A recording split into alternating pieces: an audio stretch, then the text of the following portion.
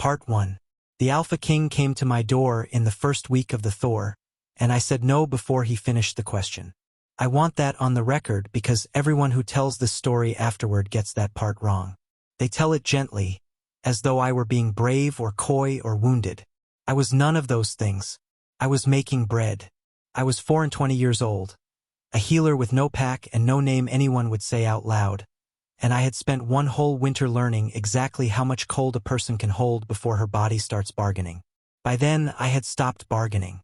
So when the most powerful wolf in the 7 valleys filled my doorway and opened his mouth, I already knew my answer because I had given it to the snow 100 times, and the snow had not argued. Let me tell you how I came to be there, in a hut past the boundary stone where the pack puts the things it has decided not to keep. They cast me out in the dead of last winter. The charge was that a man had died under my hands and I had let him. That part was true in the way the worst lies are true. He had died under my hands. I had not let him. There is a difference, and a difference is a thing a frightened pack cannot afford. So they walked me past the boundary stone at first dark, with the snow coming sideways, and the Greymark Alpha, Roderick, told me that the pack's mercy was that they were not killing me themselves. I told him the winter would do it for them and save him the trouble. He did not like that. It remains one of my better exits. I did not die. I want to be clear that this was not destiny. It was a sound roof I patched, a snare line I set, and a stubbornness my mother left me in place of money. By the first Thor, I had a hut, a garden coming up green through the rot of the snow, and the particular piece of a woman no one is coming for. Then someone came for me. I heard the escort before I saw it. Too many feet for the high pass, the jangle of a king's traveling guard, the hush that falls on men when their lord stops walking. I did not go out. I kept my hands in the dough and my eyes on the door. The door darkened, and the cold spring light went out of my one window. A voice I had only ever heard described said, "You are the healer they call the Greymark Exile." He did not cross the threshold. I noticed that before I noticed anything else about him. A king who could have had my door off its hinges with a word stood in the melt outside it and waited at the line as though the line were his to respect.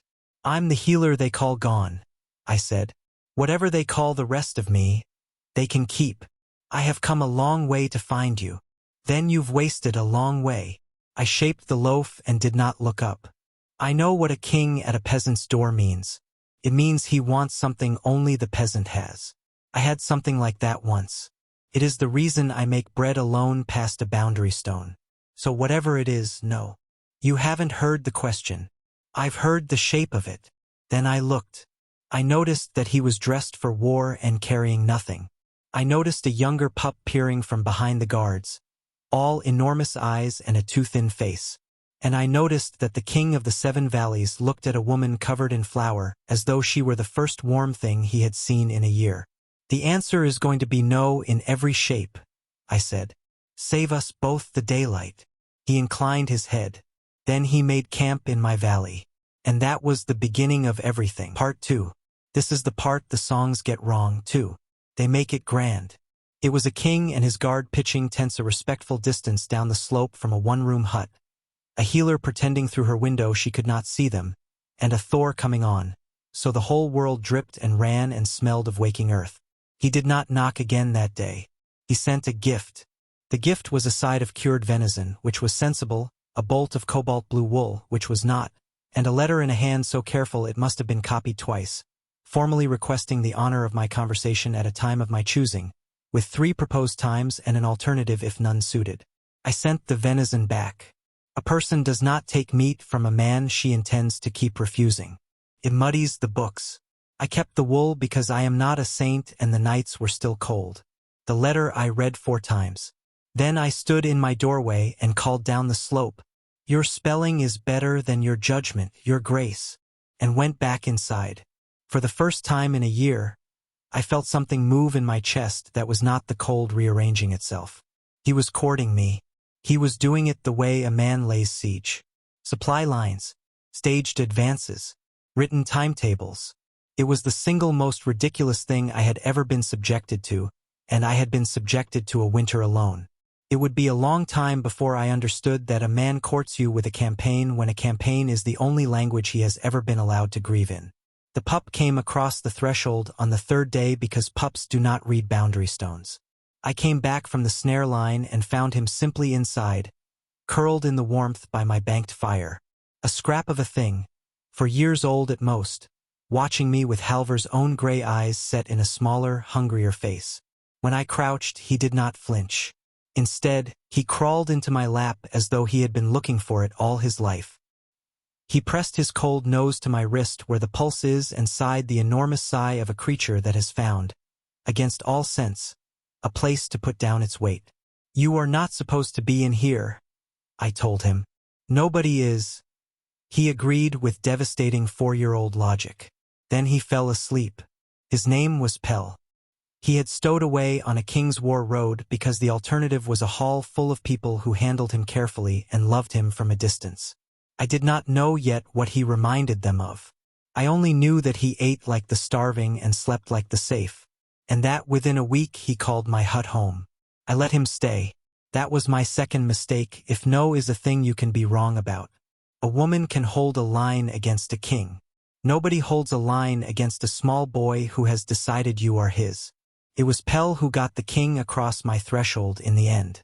Not on purpose, and not the way you would think. Pell took a fever on the 9th day. The hard kind. The kind that comes up the spine. And I did what I am. I worked. I worked through the long bad night of it. Somewhere after midnight, fever frantic and struggling for breath, the boy began crying for someone. And the someone was at the bottom of the slope. I had a choice between my principles and a child who could not breathe. I have never in my life chosen principles over a child who could not breathe. So I opened my door. I crossed my own threshold for the first time since the Thor. And I went down the dark slope to a king's tent and said the only word I had sworn never to say to him. "Help!" He came up the hill at a dead run. He came into my hut without being asked, the first man to do it. And I found I did not mind. That unsettled me more than the fever did. He dropped to his knees beside the pallet and took that small burning hand in both of his. "Pell," he said. "Pell, I'm here." Every kingly thing was gone from his voice. And the boy quieted at the sound of it the way only blood quiets to blood. I watched the king of the 7 valleys hold a sick child the way you hold the last of something. And I saw the boy's gray eyes, and the king's gray eyes, and the shape of a grief that had been standing at a respectful distance for a year. For the first time, I realized I might have been refusing the wrong question all along. The fever broke toward dawn. Pell slept at last, clean and easy, his breathing steady beneath the blankets. The first light of morning crept through the small window of my hut, turning the room pale gold. For a long time neither of us spoke. The boy slept between us, one small hand still caught in Halvar's. Finally, I broke the silence. "He's not yours." Halvar looked up. "He's too much like you to be your son. A man's child favors his mother enough to bear it. This one is a copy of a copy." For a moment, something moved across his face. Not anger, not surprise, grief. "He is my brother's son," he said quietly. "Leif's." His thumb brushed lightly across Pell's knuckles. "Leif is dead.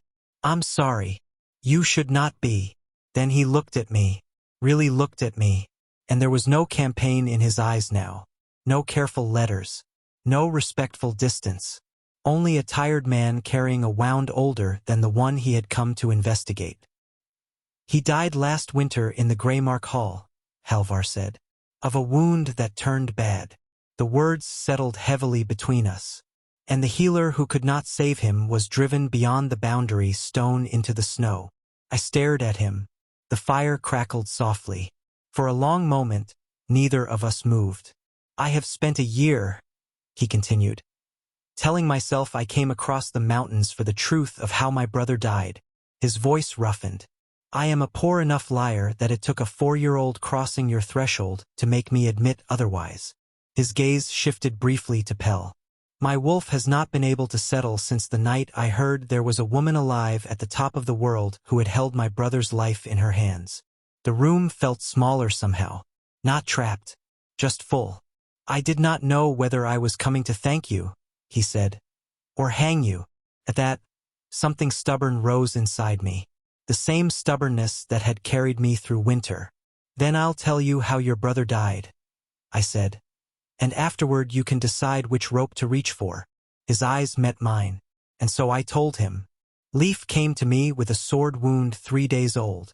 Halvar's expression hardened immediately. 3 days. I nodded. A clean wound becomes a killing wound in 3 days only when someone keeps it from being cleaned. Silence. I opened it. I drew the infection. I sat with him 2 nights. The memories returned sharp as broken glass. On the 3rd day, someone brought him wine. My jaw tightened. Wine I did not pour. The king's face went still. By morning, the fever had a friend in his blood it should never have had. I looked away. He was dead before midday, and by dark, I was walking into the snow. The hut fell silent again. The only sound was Pell's slow breathing. Then Halvar spoke. I know. I blinked. What? I know. Of everything he could have said, it was the one thing I had not prepared for. I have read the Greymark records 4 times, he said. Nothing about them adds up. Now the letters made sense. The careful handwriting. The copied reports. The man who reread every document until it confessed something it had not meant to reveal. A healer blamed and exiled in a single night, he continued. No moot. No witnesses. No investigation. His eyes narrowed slightly. A frightened pack moves quickly only when it wants a door shut before anyone thinks to look behind it. The exact thought I had carried for a year. For the first time, I realized he had already begun suspecting the truth long before he reached my valley. He rose slowly. In my tiny hut, he seemed impossibly tall. And yet the walls did not feel smaller. Strangely, they felt stronger. I did not come for the truth, he admitted. Whatever I told my council. His gaze lingered on me. But I seem to have found some anyway. Then he added quietly, and now I find I am no longer asking whether to hang you. The morning light brightened around us. Outside, the world smelled of thawing earth and new beginnings. Inside my little hut, the shape of the story began to change. For the first time since my exile, I was no longer standing alone against it. Part 4. Then who poured the wine? The question hung in the air between us. I looked at Halvar for a long moment before answering. Ask your counsel. His jaw tightened. It was a small movement, but I would come to know it well. The expression of a man hearing an unwelcome truth he should have seen sooner. Of course, a king does not travel alone. He had brought guards, physicians, advisors, a steward who managed letters, schedules, and 1,000 details no one else noticed.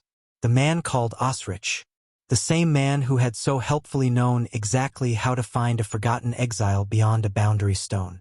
At that moment, Osrich slept comfortably in a warm tent at the bottom of my hill, unaware that his name had just entered the conversation.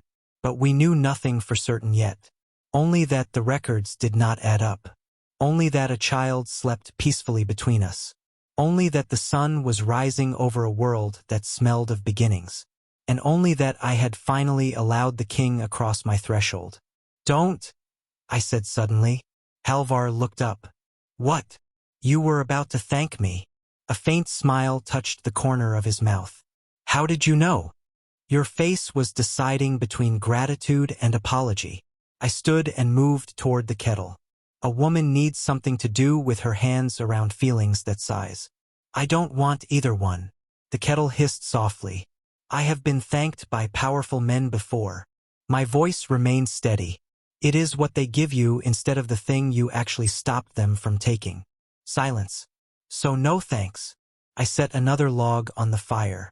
No sorrow. Then I pointed toward the neatly folded wool and the carefully written letters. And no campaign.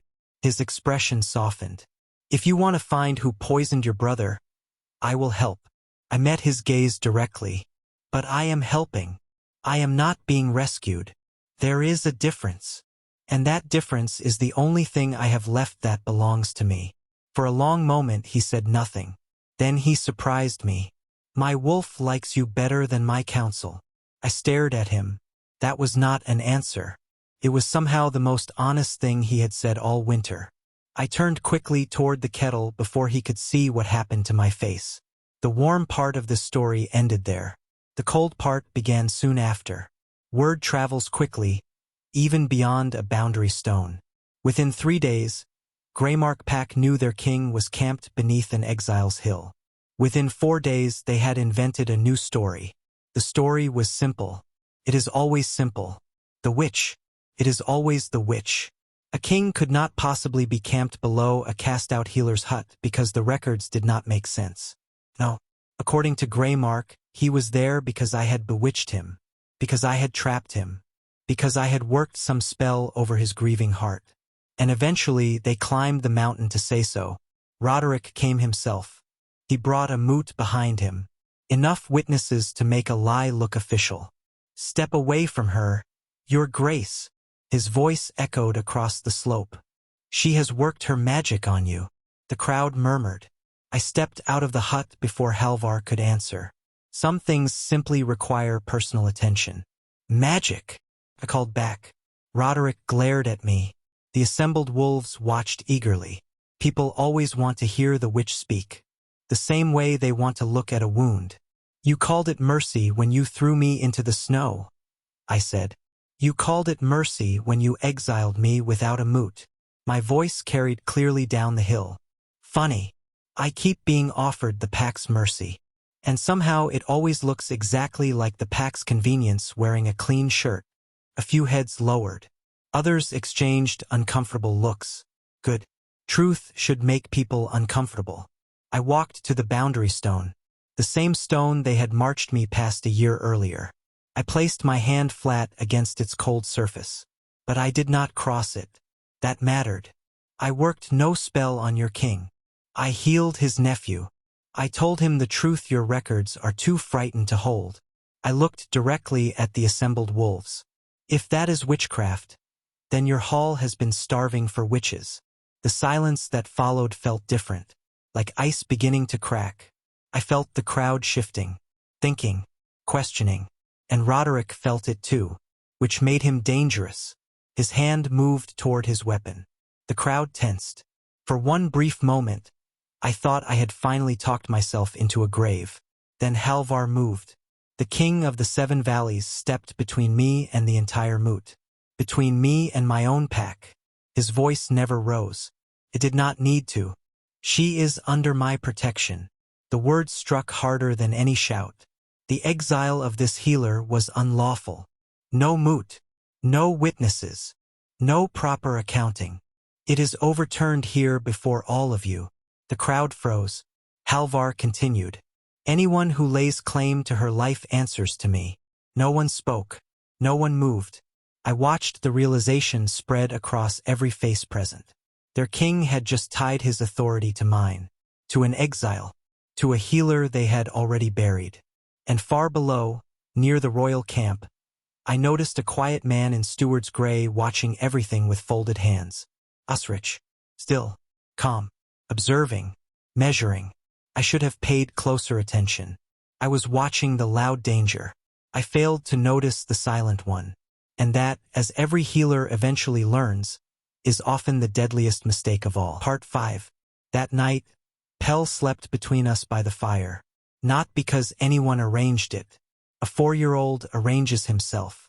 He had decided that his 2 warm things would be on either side of him, and that was that.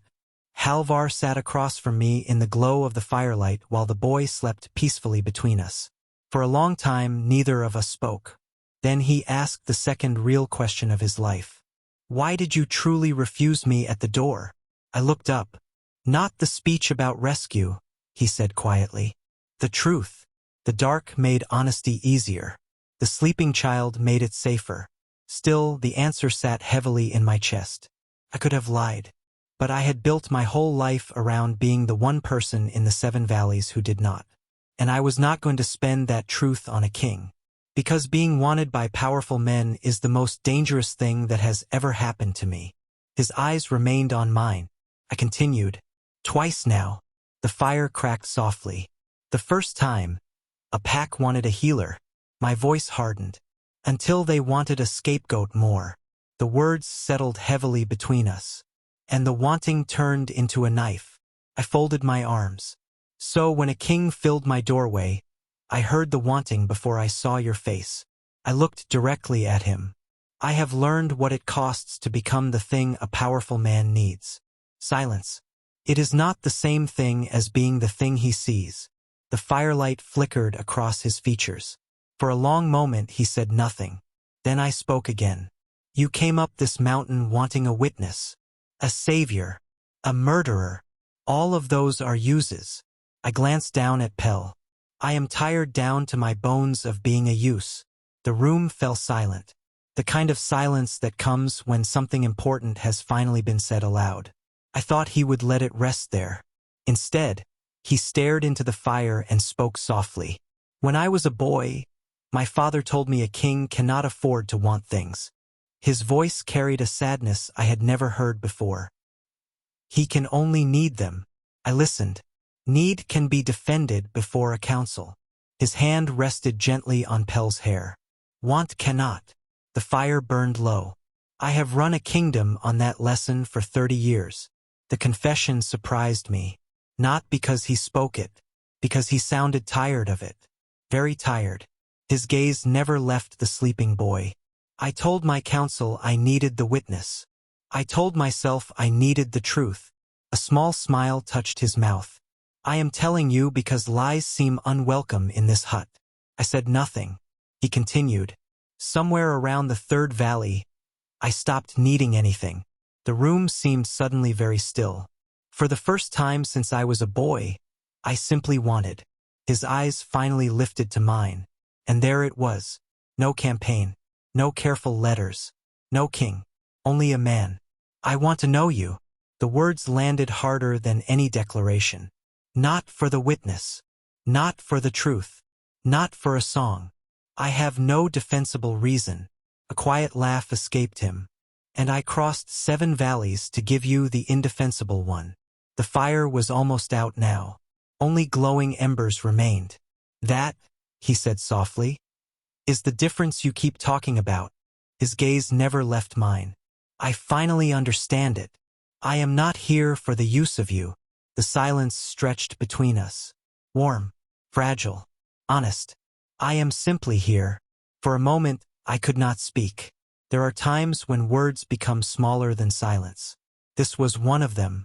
So I reached across the sleeping child, across the last of the firelight, and I placed my hand over his where it rested in Pell's hair. I left it there. That was all. But for me, that night, it was the loudest thing I had ever said. It should have been the moment everything turned warm and stayed that way. It should have been.